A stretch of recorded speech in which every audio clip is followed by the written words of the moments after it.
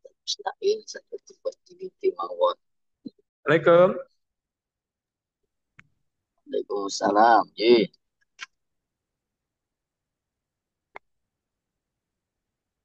Oke, kita tunggu Win.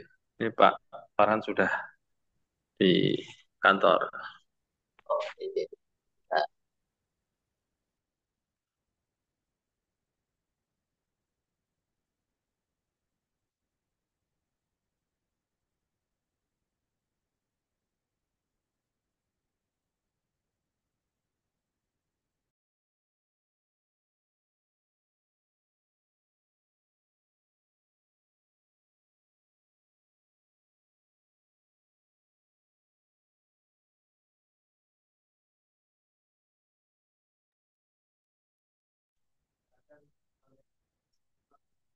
Iya.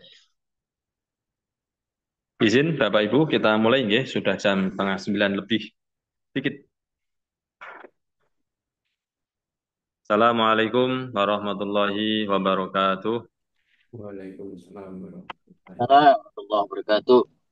Alhamdulillahi rabbil alamin. Wassalatu wassalamu ala asrafil anbiya wal mursalin. Sayyidina wa maulana Muhammadin.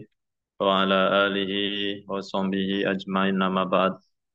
Yang sama-sama kita hormati Bapak Rektor, Profesor Dr. Gunarto SHMH, dan yang kami hormati Bapak Wakil Rektor 1, 2, dan 3, dan Bapak Ibu Dekan, Wakil Dekan, Kaprodi, Sekjur, Kepala Lembaga, Biro, UPT, dan Unit, dan yang sangat kami hormati narasumber kita yang luar biasa ini, Ustadz Farhan Hussein SPD SHUM MPDI, yang sudah bergabung dengan kita, dan yang kami hormati Bapak Ibu dosen dan seluruh tenaga kependidikan.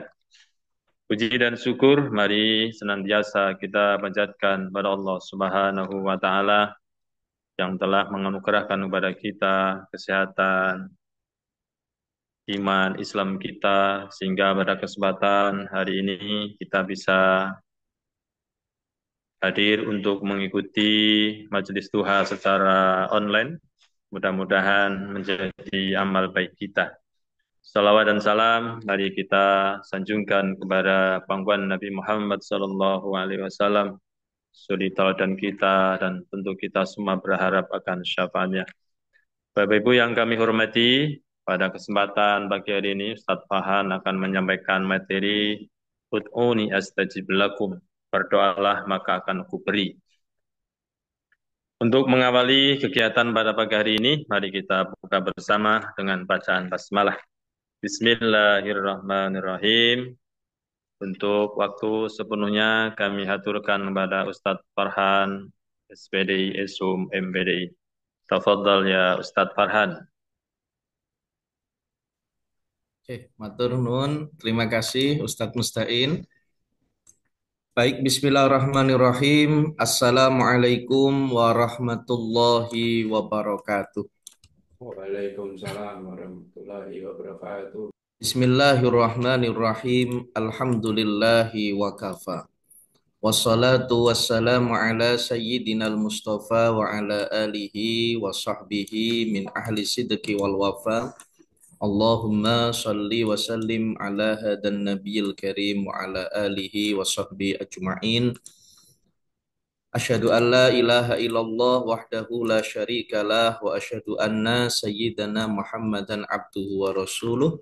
Allahumma salli wa sallim ala sayyidina Muhammad wa ala alihi wa sahbihi ajma'in. La haula wa la quwata illa billahil aliyil azim, amma ba'du.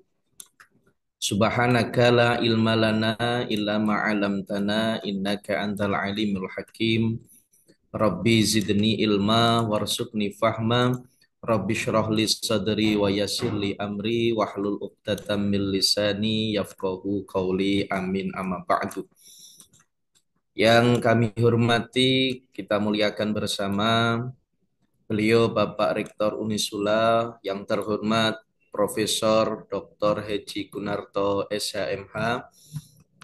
Yang kami hormati, kami muliakan Bapak Wakil Rektor 1, 2, dan 3, serta seluruh Bapak Ibu Dekan, di lingkungan Universitas Islam Sultan Agung, dan tentunya kepada seluruh sivitas akademika, baik Bapak Ibu dosen, tendik, maupun juga teman-teman dari mahasiswa, semuanya yang insya Allah dirahmati oleh Allah, dan tidak lupa kepada moderator kita yang luar biasa, Ustadz Mustain Al-Hafidh, SPDI, MPDI.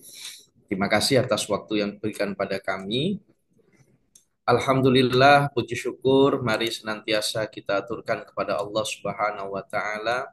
Pada kesempatan yang mulia ini, kita bersama-sama diperkenankan oleh Allah Subhanahu wa Ta'ala untuk bertemu, berkumpul melalui majelis duha, melalui Zoom ini. Mudah-mudahan pertemuan kita di hari Jumat yang mulia ini, apalagi Jumat ini seringkali kemudian kita dengar sebagai Sayyidul Ayyam, sebagai hari terbaik, maka insya Allah kita akan mendapatkan keberkahan dari apa yang kita laksanakan pada kesempatan kali ini, akan berkontribusi terhadap kebaikan diri kita, baik di dunia maupun juga di akhirat.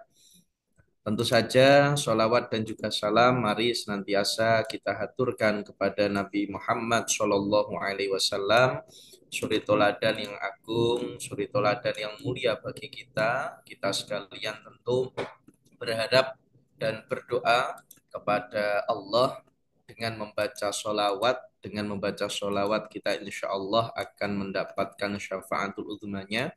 Tentu saja dengan diiringi rasa mahabbah yang luar biasa kepada Rasulullah, dan tentunya Bapak Ibu sekalian kita mencoba untuk meneladani apa-apa yang disampaikan oleh Rasulullah di dalam kehidupan kita, dan insya Allah dengan seperti itu kita akan mendapatkan syafaatul uzmanya. Bapak Ibu yang kami hormati, izinkan kami dalam kesempatan pagi hari ini akan kemudian menyampaikan satu tema sebagaimana tadi yang sudah disampaikan oleh Ustadz Mustain terkait dengan ud'uni astajib lakum. Berdoalah kalian maka Allah akan mengabulkan doanya.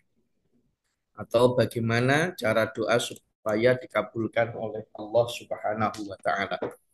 Bapak Ibu sekalian yang saya hormati, ketika kita berbicara terkait dengan doa, tentu ada hal yang kemudian terbesit di dalam pemikiran kita. Pertanyaannya adalah, kenapa kita harus berdoa? Dan bagaimana doa itu supaya doa itu cepat dikabulkan? Dan tentu pasti ada waktu-waktu yang mustajab, di mana doa itu insya Allah akan lebih cepat untuk dikabulkan oleh Allah Subhanahu wa Ta'ala. Bapak Ibu sekalian, mengapa sih manusia itu harus berdoa? Jadi ketika pertanyaan ini kita lontarkan, paling tidak kemudian kita diingatkan bahwa manusia hidup di dunia ini pasti penuh dengan masalah. Tidak ada manusia yang hidup di dunia tanpa masalah. Karena hakikatnya orang hidup adalah menyelesaikan masalah, bukan lari dari masalah. Maka setelah ada masalah, kita menyelesaikan masalah, nanti muncul masalah lagi. Itulah memang ritme kehidupan. Sehingga kemudian ketika problematika masalah muncul di dalam kehidupan kita, dan memang fitrahnya demikian, maka kemudian kita membutuhkan zat yang maha agung, maha tinggi untuk membantu kita menyelesaikan masalah problematika kita. Maka kalau toh kita punya masalah di dalam kehidupan, sekalipun masalah yang besar, katakanlah pada masalah itu bahwa kita punya Allah yang maha besar. Oleh karena itu, berbagai dinamika kehidupan ini pasang surut. Ada kalanya kita mengalami nikmat yang luar biasa, sedang di atas, tetapi ada kalanya kita sedang di bawah. Maka sebagaimana kemudian air laut pasang surutnya kehidupan pun demikian. Oleh karenanya ketika kita dapat karunia, maka jangan lupa bahwa itu adalah memang Allah ada di situ, tetapi ketika kemudian kita mendapatkan ujian, maka kita juga harus mengingat bahwa Allah itu tetap bersama kita. Dan itulah nanti pentingnya kenapa kita harus berdoa. Karena manusia tidak mungkin mampu menyelesaikan problematikanya sendiri. Maka disitulah kemudian Allah memerintahkan kepada manusia memberikan jalan yaitu dengan berdoa. Bahkan Bapak Ibu, teman-teman hadirin sekalian yang berbahagia, di dalam dimensi keislaman itu, doa ini seringkali kemudian dimaknai sebagai permintaan, yaitu permintaan dari bawahan ke atasan atau dari hamba kepada Allah. Itu namanya adalah doa. Walaupun ada yang kemudian permintaan dari atasan ke bawahan itu namanya amr atau perintah, ataupun permintaan kepada yang selevel itu namanya iltimas. Maka dalam konteks ini kita akan membincangkan terkait dengan doa, bagaimana kemudian permohonan dari makhluk kepada Allah Subhanahu wa taala. Maka manusia ini seperti tadi saya sampaikan penuh dengan masalah. Bahkan di Al-Quran Allah Subhanahu wa Ta'ala itu telah menyampaikan dengan jelas bahwa di dalam Quran surat Al-Baqarah itu a'udzubillahi minasyaitonirrajim walanabluwannakum bisyai'im minal khaufi wal ju' wa naqsim minal amwali wal anfusi was samarat wa basyiris sabirin alladzina idza asabathum musibah qalu inna lillahi wa inna ilaihi rajiun. Ulaika alaihim shalawatum mir rabbihim wa rahmah wa ulaika humul muhtadun. Dan sungguh akan kami berikan cobaan kepada kalian dengan sedikit ketakutan. Jadi kadang kita punya masalah ketakutan, kadang kita punya problematika kelaparan, kadang kita punya problematika kekurangan harta, jiwa dan juga buah-buahan. Dan berikanlah kabar gembira kepada orang yang sabar, yaitu orang yang apabila ditimpa musibah, mereka menyampaikan innalillah wa inna ilaihi rajiun, bahwa sesungguhnya dari Allah lah dan semuanya akan kembali kepada Allah. Mereka itulah orang yang mendapatkan keberkahan yang sempurna dan rahmat dari Tuhan mereka, dan mereka itulah orang-orang yang mendapat petunjuk. Maka dari ayat ini sangat jelas bahwa manusia ini di dalam kehidupannya seringkali dipenuhi dengan cobaan berupa masalah, problematika yang menyelimuti dirinya, baik masalah kecil atau masalah besar dan lain sebagainya. Karena itu maka Allah lah tempat mengadu. Allah satu-satunya tempat untuk kita curhati. Bagaimana Allah sudah berfirman di dalam Al-Quran, A'udzubillahi minasyaitonirrajim, Alladzina amanu wa tatma'innu qulubuhum bizikrillah. Ala bizikrillahi tatma'innul qulub. Orang-orang yang beriman dan hati mereka menjadi tentram dengan cara mengingat Allah. Maka ingatlah, hanya dengan mengingat Allah, hati ini menjadi tentram. Bapak Ibu sekalian, ini menegaskan bahwa tidak ada yang bisa menenteramkan hati. Tidak ada yang mampu menyelesaikan masalah. Tidak ada tempat bagi kita untuk mengadu yang terbaik kecuali kepada Allah. Maka inilah nanti bedanya kita meminta tolong kepada manusia dengan kepada Allah. Kalau kita meminta tolong kepada manusia, kita pertama kali ditolong, kedua kali ditolong, tapi mungkin sambil gremeng ya. Tapi ketiga kali mungkin sambil sambil tidak mau menolong lagi, karena kamu kok minta tolong terus. Tetapi kalau kita minta tolong kepada Allah, Allah itu semakin senang. Dan bahkan Allah itu sangat suka kepada hambanya yang memohon, meminta kepada Allah Subhanahu wa Ta'ala. Bahkan Bapak Ibu sekalian, manusia ini penuh dengan masalah, sehingga sekalipun nabi atau rasul di dalam sejarahnya, mereka itu juga ditimpa rintangan cobaan di dalam kehidupannya. Maka dari itu, bagaimana kita untuk kemudian mencari solusi terhadap problematika yang ada. Ternyata di dalam hadisnya Rasulullah Shallallahu Alaihi Wasallam itu telah menegaskan, ajaban lil mu'mini fa inna amarahu kullahu khair in asobahu khairun syakaro wa in asobahu syarrun sobaro. Menakjubkan jiwa orang yang beriman karena sungguh semua urusannya itu selalu baik bagi dirinya. Jadi apapun problematika yang dialami oleh seorang mukmin itu sebetulnya baik untuk dirinya. Jika memperoleh kebaikan atau keuntungan, maka hendaknya mereka bersyukur. Mereka bersyukur. Sebaliknya ketika ditimpa ujian, problematika, cobaan, maka mereka bersabar. Oleh karenanya, menjadi mukmin yang terbaik itu ketika menghadapi problematika, maka silahkan kemudian kita mensyukuri apa yang ada, kebaikan-kebaikan yang diberikan. Kalau kita sedang ditimpa problematika, maka kita bersabar. Nah, supaya kita mampu bersabar dan bersyukur dan mampu keluar dari problematika itu, maka disitulah kemudian kita diperintahkan untuk berdoa, ya, supaya kemudian kita itu memiliki jalan keluar atas problematika. Bapak Ibu sekalian, di dalam Al-Qur'an surat Al-Mu'min ayat 60 Allah telah berfirman memerintahkan kepada kita untuk berdoa dalam rangka kita menghadapi problematika kehidupan. A'udzubillahi minasyaitonirrajim wa qala rabbukum ud'uni astajib lakum innalladzina yastakbiruna an ibadati sayadkhuluna jahannama dakhir. Dan Allah telah berfirman, berdoalah kalian kepadaku, niscaya Allah akan memperkenankan bagimu. Jadi berdoalah kepada Allah, maka Allah akan ijabah doanya. Sesungguhnya orang-orang yang menyombongkan diri dari menyembah Allah akan masuk ke dalam neraka jahanam dalam keadaan hina dina.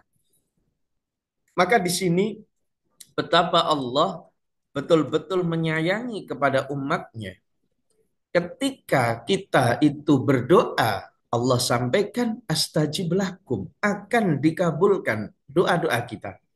Cuma nanti ada problemnya. Kenapa kadang doa kita kok nggak lekas dikabulkan?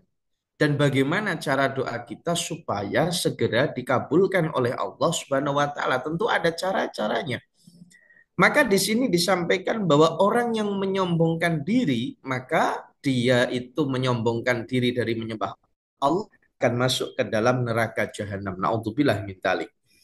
Nah, oleh karenanya ada juga di dalam Al-Qur'an itu Allah Subhanahu wa taala telah berfirman di Quran surat Al-Baqarah ayat 186, A'udzubillahi minasyaitonirrajim.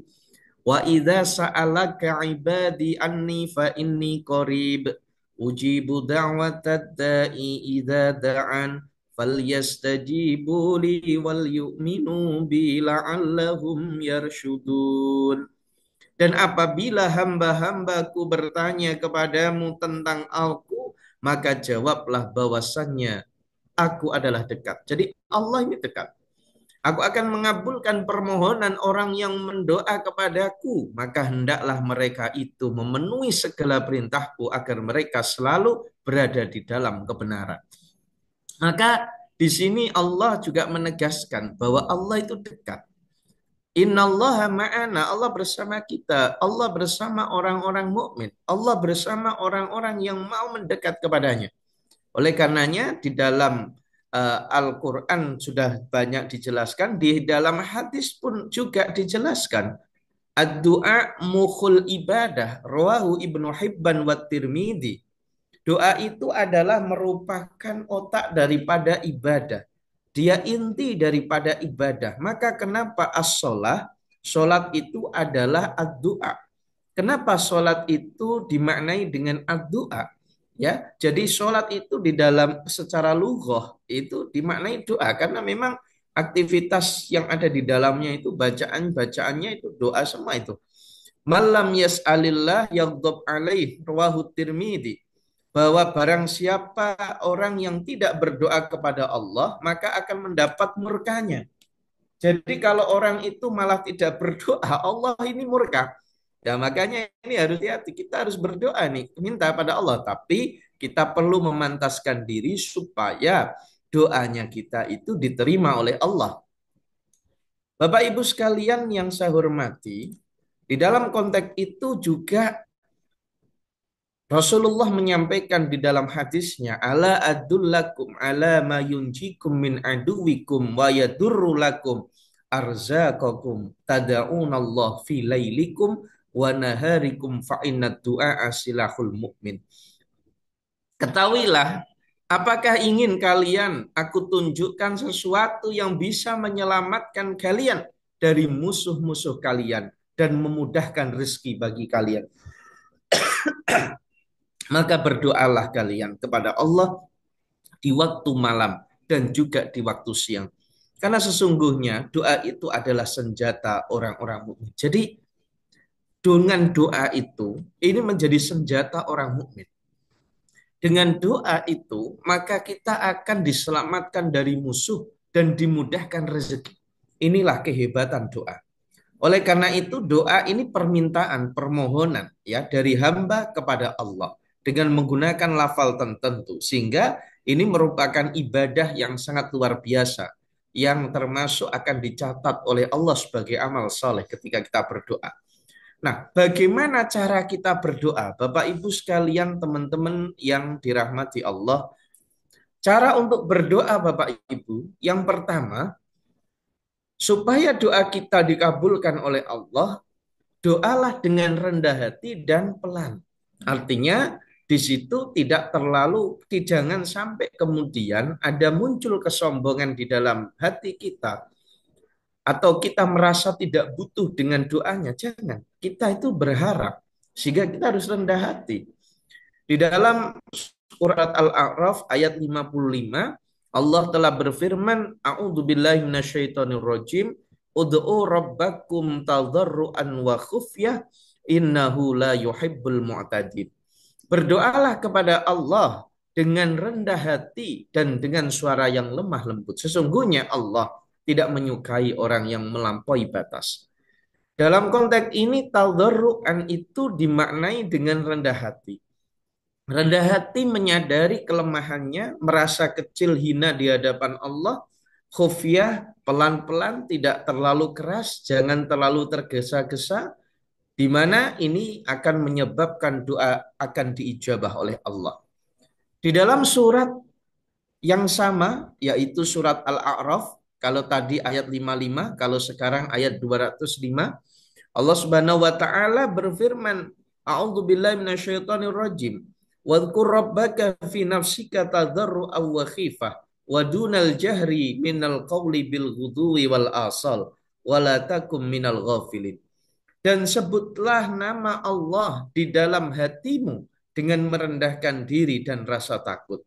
Dan dengan tidak mengeraskan suara di waktu pagi dan petang. Janganlah kalian termasuk orang-orang yang lalai. Yang kedua, supaya doa diijabah, dikabul oleh Allah, cepat dikabulkan, maka yakinlah bahwa doa itu akan diterima. Seseorang yang dia itu berdoa harus memiliki keyakinan yang totalitas kepada Allah bahwa doa yang dia panjatkan maka pasti akan diterima oleh Allah. Sebagaimana di dalam hadis riwayat Ahmad, Rasulullah bersabda, "Fa in sa'altumullah azza wa jalla ya ayyuhan nas fas'aluhu wa antum muqinun bil ijabah." Fa innallaha la yastajibu li 'abdin da'ahu an dhahri qalbin ghafilin. Rawahu Ahmad. Hei manusia, apabila kalian memohon berdoa kepada Allah, maka berdoalah dengan yakin akan dikabulkan karena Allah sesungguhnya tidak akan mengabulkan doa hambanya yang lalai hatinya, yang tidak yakin. Kalau kita nggak yakin ya nggak dikabulkan. Yang ketiga, supaya doa dikabulkan, mentauhidkan secara mutlak kepada Allah. Janganlah kita memohon berdoa kepada selain Allah karena tidak ada gunanya dan mereka tidak bisa memberi madarat dan manfaat apa-apa. Di dalam Quran surat Yunus ayat 106 Allah berfirman, a'udzubillahi minasyaitonir rajim, wala tad'u min dunillahi ma la yanfa'uka wala yadurruka fa in fa'alta fa innaka idzam minadh dhalimin. Janganlah kamu memohon, berdoa atau menyembah apa yang tidak bisa memberi manfaat bagi kalian dan juga tidak memberi madarat kepada kalian. Selain Allah itu tidak mampu memberi manfaat dan tidak mampu memberi madarat. Sebab jika kalian berbuat seperti itu, meminta kepada selain Allah, maka itu termasuk kezaliman yang amat besar. Bahkan Allah itu sudah menyampaikan pada kita, seandainya kita ingin mencari Tuhan selain Allah, silakan keluar dari muka bumi ini, cari Tuhan selain Allah. Maka gak akan bisa. Karena semua apapun adalah makhluk ciptaan Allah Subhanahu wa Ta'ala. Di dalam Quran surat Asy-Syu'ara ayat 213 Allah berfirman, a'udzubillahi minasyaitonir rajim. Fala tad'u ma'allah ilahan akhara fatakuna minal mu'azzabin. Janganlah kamu memohon atau berdoa menyeru menyembah Tuhan yang lain atau selain Allah, maka hal itu termasuk akan menyebabkan mendatangkan azab atau siksa. Maka kita harus hati-hati. Kemudian berdoalah kita dengan ikhlas. Kenapa? Janganlah kemudian kita berdoa karena terpaksa. Sebab di dalam Quran surat Al-A'raf ayat 29 Allah berfirman, a'udzubillahi minasyaitonir rajim. Qul amara rabbi bil qisti wa aqimu wujuhakum inda kulli masjidi wad'uhu mukhlishina lahuddin kama bada'akum ta'udun. Tuhanku menyuruh menjalankan keadilan. Dan katakanlah, luruskanlah muka kalian di setiap sholat dan berdoa dan sembahlah Allah dengan mengikhlaskan ketaatanmu kepadanya. Sebagaimana dia telah menciptakan kamu pada permulaan dan akan mengembalikan engkau kepadanya. Maka mukhlisina lahuddin, berikhlas di dalam beragama ini menjadi sesuatu indikator yang paling utama. Maka bagaimana kita itu melakukan doa, karena memang doa ini bentuk ibadah yang diperintah Allah. Jadi karena perintahnya Allah disuruh berdoa, ya kita berdoa, kita memohon. Dan ini adalah sesuatu karunia yang diberikan bagi kita, karena dengan berdoa itu tadi Rasulullah sudah menyampaikan mampu menyelamatkan kita dari musuh dan mampu memberikan kita rezeki, dan itu sebagai kemudian senjata bagi orang-orang mukmin. Yang kelima, supaya doa ini dikabulkan, mulailah dengan membaca Asmaul Husna. Ya, doa ini hendaknya diawali dengan menyebut Asmaul Husna. Ada 99 Asmaul Husna. Allah telah berfirman di dalam surat Al-A'raf ayat 180, a'udzubillahi minasyaitonir rajim. Walillahil asmaul husna fad'uhu biha wa dzarul ladzina yulkhiduna fi asma'ihi sayujzauna ma kanu ya'malun. Hanya milik Allah Asmaul Husna itu. Maka berdoa mohonlah kalian kepadanya dengan menyebut Asmaul Husna itu, dan tinggalkanlah orang yang menyimpang dari kebenaran dalam menyebut namanya. Nanti mereka akan mendapat balasan terhadap apa yang mereka kerjakan. Jadi Allah senang sekali ketika kita membaca nama-nama beliau, Asmaul Husna. Makanya alhamdulillah Lembaga Kajian dan Penerapan Nilai-Nilai Islam LKPI Unisula melalui bidang DPM pemakmuran Masjid Abu Bakar As-Segaf yang diketuai oleh Pak Kiai Haji Samsudin Salim MAG, mendawamkan bahwa setiap ba'da asar di Masjid Abu Bakar As-Segaf itu dilantunkan Asmaul Husna. Ini untuk keberkahan yang luar biasa. Nah, ketika kemudian kita itu mengawali doa dengan membaca Asmaul Husna, kalau bisa ya harus disesuaikan dengan doanya. Misalnya, Kalau kita minta selamat, kita sebut ya salam, wahai Allah yang maha pemberi selamat. Salimna min afati dunya wa adabil akhirah. Selamatkan kami dari fitnah bencana dunia dan siksa neraka. Jadi sesuai Allah yang maha pemberi selamat, selamatkan kami, gitu kan? Kemudian ya Aziz, azizna bil ilmi wal karamah. Ya Allah yang maha mulia, muliakanlah kami dengan ilmu dan kemuliaan. Ya Sami isma syakwatana. Ya Tuhan yang maha mendengar, dengarlah aduan kami. Jadi ini luar biasa. Bapak Ibu sekalian rahimakumullah. Selain itu, silahkan awalilah doa itu dengan yaitu membaca sholawat Nabi. Karena Allah itu sangat suka ketika kemudian doa ini diawali dengan sholawat Nabi. Ya, hendaklah diawali dengan sholawat, boleh sholawat yang pendek, boleh sholawat yang panjang. Yang pendek Allahumma sholli ala Sayyidina Muhammad wa ala ali Sayyidina Muhammad.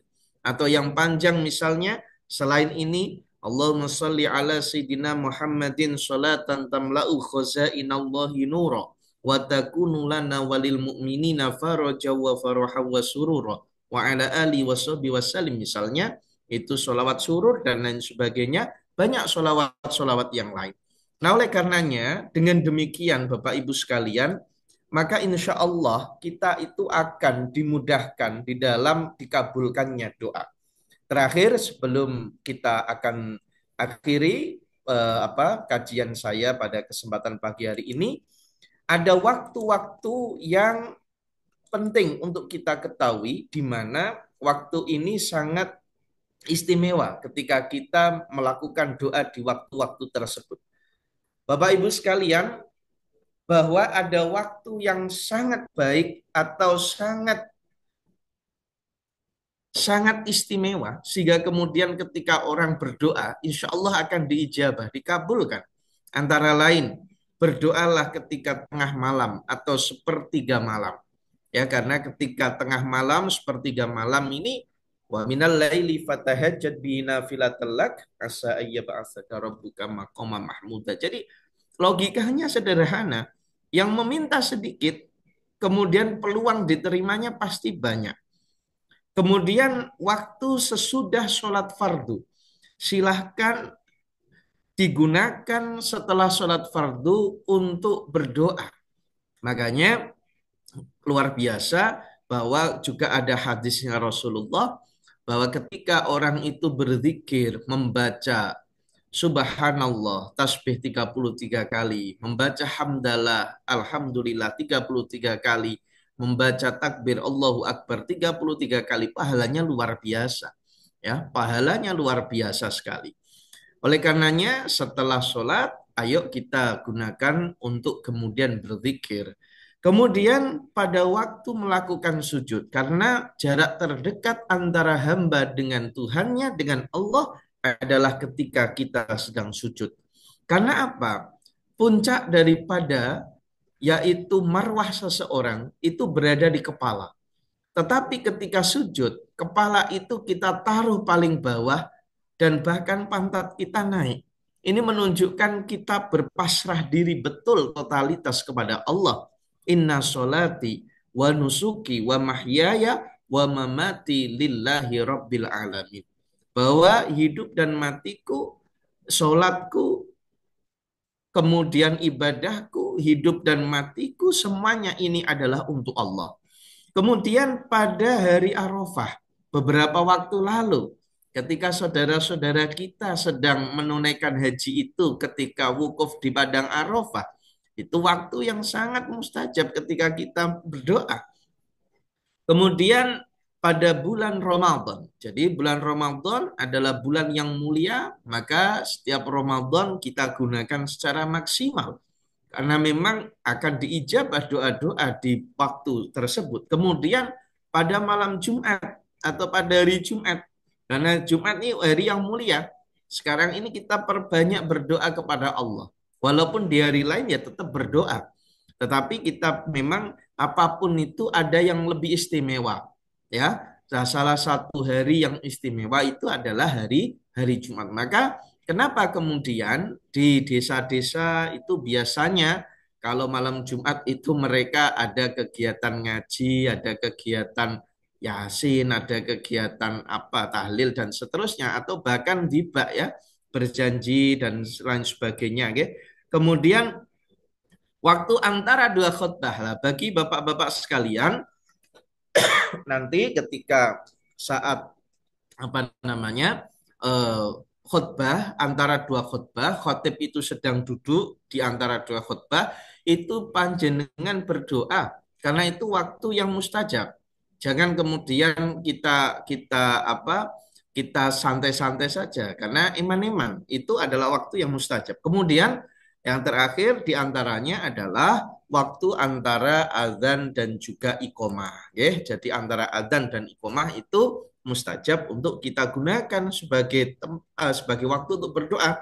Maka kenapa kemudian ulama-ulama Nusantara Ahlus Sunnah wal Jamaah itu kemudian banyak sekali di desa-desa itu kalau kemudian di musola itu ketika setelah adzan itu biasanya ada pujian ya orang Jawa kan begitu itu karena untuk berdoa sebetulnya ya maka Alhamdulillah kita diberikan karunia oleh Allah Subhanahu wa taala walaupun kita mungkin banyak problematika masalah yang kita hadapi, tetapi Bapak Ibu sekalian, Allah memberikan senjata bagi kita, yaitu dengan doa. Insya Allah, seberapa besar pun masalah kita, dengan kekuatan doa dan ikhtiar yang nyata, Allah akan membantu kita. Kalau toh kita punya masalah yang besar, maka yakinlah bahwa kita punya Allah yang maha besar maka ud'uni astajib lakum. Berdoalah kalian kepada Allah Subhanahu wa taala, maka Allah akan kabulkan doa kita. Maka mari kita memantaskan diri untuk supaya dikabulkan doa kita oleh Allah Azza wa Jalla. Saya kira itu pada kesempatan kali ini. Terima kasih. Kurang lebihnya mohon maaf. Wallahul muwaffiq ila aqwamit thoriq. Assalamualaikum warahmatullahi wabarakatuh. Kami kembalikan kepada Ustadz Musta'id Al-Hafidh, SPD MPDI. Matur nuwun. Syukron kepada Ustadz Farhan yang telah memberikan pencerahan kepada kita semuanya tentang betapa pentingnya doa. Doa adalah perintahnya Allah Subhanahu wa taala. Doa adalah media komunikasi kita seorang hamba kepada Tuhan yaitu Allah Subhanahu wa taala. Tadi disampaikan bahwa doa mukhul ibadah. Doa adalah inti dari ibadah itu. Bahkan dia mengatakan doa itu adalah sumsumnya. Jadi begitu pentingnya doa sebagai seorang hamba kepada Allah. Bahkan dikatakan kalau seorang hamba itu tidak berdoa, seolah bahwa hamba itu tidak membutuhkan Allah Subhanahu wa taala. Hamba yang sombong. Oleh karena itu tadi disampaikan oleh Ustaz Pahan betapa pentingnya doa bahkan itu disampaikan dalam Al-Quran. Tadi disampaikan banyak ayat yang bersinggungan tentang pentingnya berdoa. Tapi juga disampaikan bagaimana cara kita untuk memantaskan diri agar doa kita ini dikabulkan oleh Allah Subhanahu wa taala. Bapak Ibu yang kami hormati, mungkin ada pertanyaan atau masukan, respon berkenaan dengan materi yang disampaikan oleh Ustaz Farhan pada pagi hari ini. Monggo Bapak Ibu.